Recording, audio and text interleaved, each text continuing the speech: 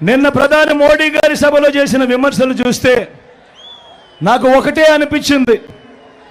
రాజకీయాలలో ఇదే చంద్రబాబు, ఇదే దత్తపుత్రుడు, అటు మోడీ గారిని అప్పట్లో, అటు మోడీ గారు ఇదే చంద్రబాబు గురించి గత ఎన్నికల ముందు ఏమన్నారో ఒక్కసారి గుర్తుకు తెచ్చుకోండి అని మిమ్మల్ని అందరినీ కూడా కోరుతా ఉన్నా.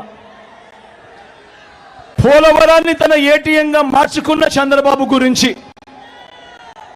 వెన్నుపోట్లు పార్టీలు మార్చడం, తిట్టిన వారిని చంకరెక్కడం వంటి విద్యల్లో బాబు నిపుణుడు, అత్యంత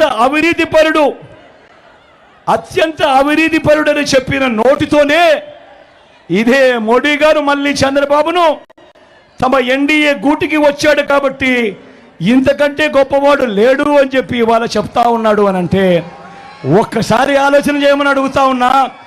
రాజకీయాలు అన్నది ఏ స్థాయికి దిగజారిపోయాయో ఒక్కసారి గమనించమని అడుగుతా ఉన్నా. అంటే వారితో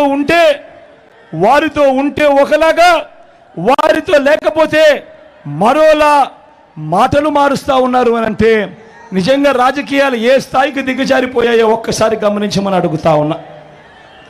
నేను అడుగుతా ఉన్నా, ఇంతకీ బాబు, దత్తపుత్రుడు మోడీ గారు కలిసి ఆడుతా ఉన్న ఈ 2024 డ్రామాలో రాష్ట్ర ప్రజలకు వీరి హామీ ఏమిటి అని అడుగుతా ఉన్నాను. ప్రత్యేక హోదా ఇస్తామని జట్టు కట్టారా అని అడుగుతా ఉన్నాను. పోనీ స్టీల్ ప్లాంట్ ప్రైవేట్ పరం చేయము అని జట్టు కట్టారా అని అడుగుతా ఉన్నాను. అందరూ ఆలోచించండి.